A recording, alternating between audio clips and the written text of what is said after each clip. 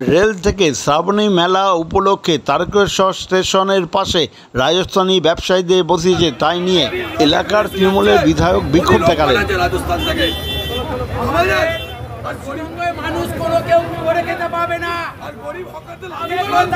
তারকেশ্বর স্টেশনে জিআরপি আধিকারিকদের রীতিমতো থ্রেট দিলেন এলাকার তৃণমূলের বিধায়ক। এই সম্বন্ধে স্টেশনে জিআরপি আধিকারিককে তৃণমূলের বিধায়ক কি বলছেন তা শুনুন। বলছি কেন মারবেন, কেন ভেঙে দেবেন দোকান? যদি এটা কথা রেলমন্ত্রীর বাপের টাকায় দোকানের মাল না আপনার হাফিয়াবের টাকায়? যদি কেউ মেরে থাকে, যদি কেউ ভেঙেছে, এটা ভুল করেছে।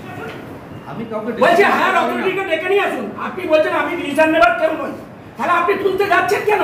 আমি ডিসিশন নেওয়া, আপনি ডিসিশন নেবার কেউ নয় জন্য আপনি তুলতে যাচ্ছেন কেন? আপনি বললেন একটা লিখিত দেন, আপনার থ্রু দিয়ে স্টেশন মাস্টারের থ্রু দিয়ে ডিআরএম কে আমরা পাঠিয়েছি। কিছু অন্য ব্যাপার নয়। এই বিজেপি বলছে বাংলার পরিযায়ীদেরকে বাইরে যেতে হচ্ছে, একে নতুন করে মেলার সময় বসিয়েছেন। তুলুন তুলুন, জনপ্রতিনিধি হিসাবে বলে যাচ্ছি, এখানে পাবলিকের অসুবিধা হচ্ছে। আপনি ওই যে নতুন করে মেলার ভেতর যাকে বসিয়েছেন